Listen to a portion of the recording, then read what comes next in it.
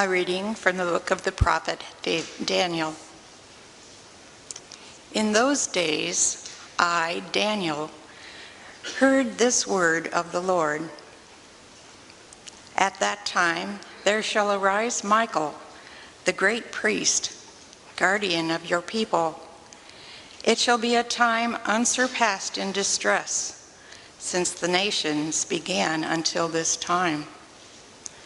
At that time, your people shall escape, everyone who is found written in the book. Many of those who sleep in the dust of the earth shall awake. Some shall live forever. Others shall be in everlasting horror and disgrace. But the wise shall shine brightly, like the splendor of the firmament, and those who lead many to justice shall be like the stars forever. The word of the Lord.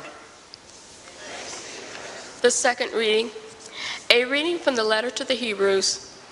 Brothers and sisters, every priest stands daily at his ministry, offering frequently those same sacrifices that can never take away sins. But this one offered one sacrifice for sins and took his seat forever at the right hand of God. Now he waits until his enemies are made his footstool. For by one offering he has made perfect forever those who have been consecrated. Where there is forgiveness of these, there is no longer offering for sin. The word of the Lord. The Lord be with you. A reading from the Holy Gospel according to Mark.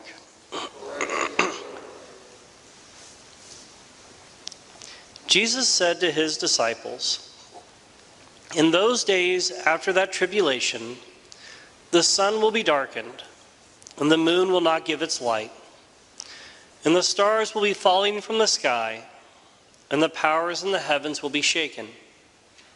And then they will see the Son of Man coming in the clouds, with great power and glory. And then he will send out the angels and gather his elect from the four winds, from the end of the earth to the end of the sky. Learn a lesson from the fig tree. When its branch becomes tender and sprouts leaves, you know that summer is near.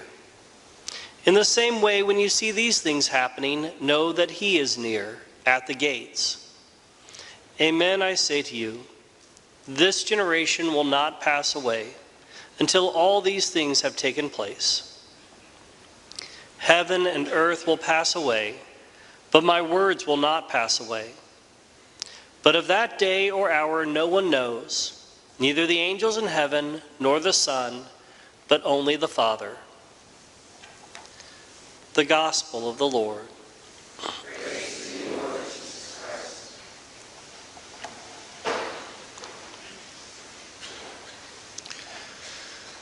Memento mori. Remember your death. Isn't that a cheerful way to start off a homily? Part of our faith is always bearing in mind that things end. There will be an end to this world. There will be an end to everything in this world. If you're part of a business and you build up that business, someday it will go out of business.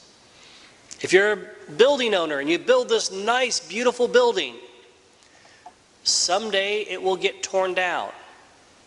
Maybe sooner, maybe later. Maybe because it's worn out, or maybe because somebody just doesn't like the way it looks. Everything in this world will end. If you're on a sports team and you create a winning tradition, it eventually will break. Unless you're part of the Carmel High School women's swim team. I think that one might continue forever, it seems like. But there will come a day even for that somebody will beat them.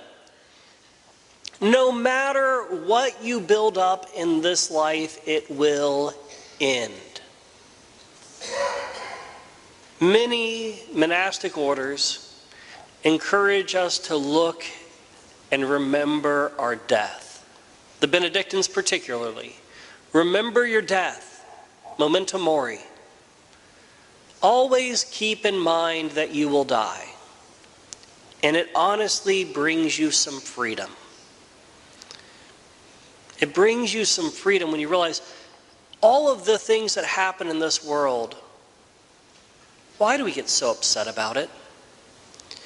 People get upset about the fact that they don't have as big of a TV as their neighbor. They get upset that they don't have as fast or as nice of a car as their neighbor. They get upset that so-and-so has nicer meals more often, or a bigger house, a bigger yard, or sometimes actually a smaller yard. They're happy.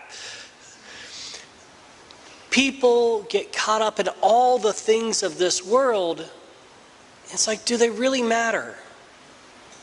Of all the things we get upset about on a given day, how many of them will really matter in 10 or 20 years? Arguments amongst siblings.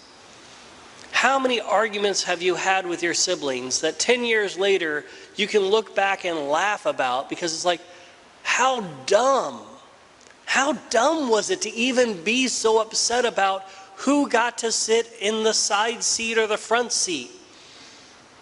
I know my sister has to have this routine with her two oldest, that the one gets to travel in the front seat on the way there and somebody else gets to travel in the front seat on the way back. And it's like, what does it make a difference? And yet we can all remember those times that we were so upset about who had to sit in the middle or things like that. I'm the youngest. I always sat in the middle. Does it matter? All the things we get upset about, do they really matter? When it comes to the end of the world, which is what the readings are moving us towards looking at, I don't get caught up about it.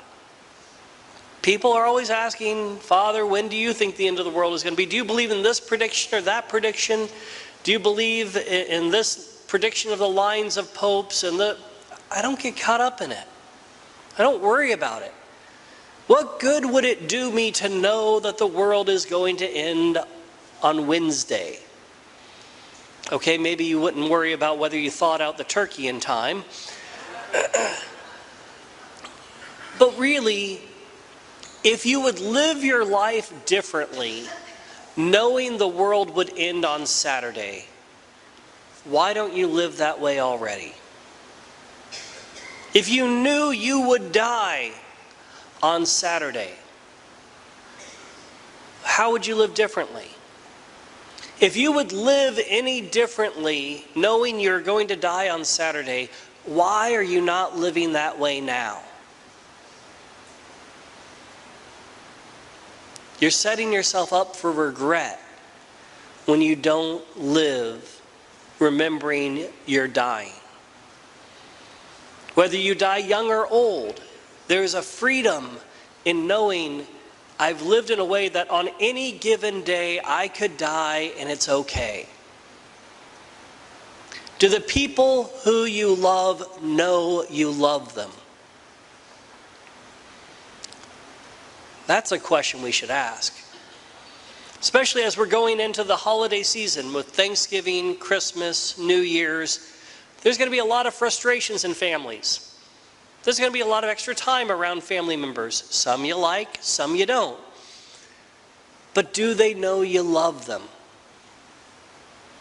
When the tempers run high in the next few weeks, stop and remember your death. I'm going to die. Do I want the last thing I say to this person be, you burnt the turkey? I can't believe that you would make your potatoes with lumps in them. Or I can't believe you'd make your potatoes without lumps in them. That was always the way in my family. We could tell whether the potatoes were real or not. As long as there were lumps, we knew they weren't those fake potatoes. But all of the arguments that we have, it's like, do you really want those to be the last words that person hears from you? Remember your death. It could be any day. I think we've seen enough in our world and our country to know any one of us could die at any moment, whether for natural causes or because of where society is in so many different ways. At any moment, any one of us could die. What was the last thing you said to the 10 closest people to you? Think back for a moment. The 10 people that you care about the most, what was the last thing you said to them?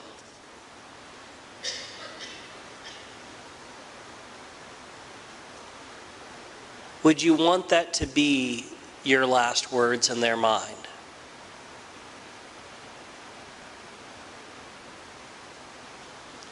Remember your death. If you go to bed each night knowing that the last words you said to everyone were the last words that you're happy with, that if this were what they put on your tombstone, he or she said blah, would those be words that you'd want on your tombstone, etched forever? Remember your death. We do not know the day or the hour. We do not know the day or the hour. May we live always ready to go join God. When we leave this world, many of our accomplishments we leave behind, but we do not leave behind our love. The love that we give and the love that we share carries with us. Will people know you for what you did for this world, or will they know you for how you led them to the world to come? May we focus our lives on what matters in eternity, joining our hearts with Christ, our hearts with God, and bringing those we care most about with us through the gates of heaven.